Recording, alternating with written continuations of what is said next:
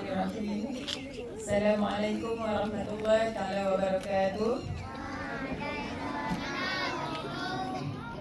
Salam sejahtera dan salam Malaysia Madani. Guru-guru serta murid-murid yang dikasihi Pulau Pinang, bagi menjayakan majlis pelancaran program Galakan Membaca dan Membaca 10 Minit peringkat Negeri Pulau Pinang bagi tahun 2026. Hormati, program ini merupakan satu inisiatif yang amat signifikan dalam usaha kita untuk membudayakan amalan membaca dalam kalangan masyarakat, khususnya warga sekolah.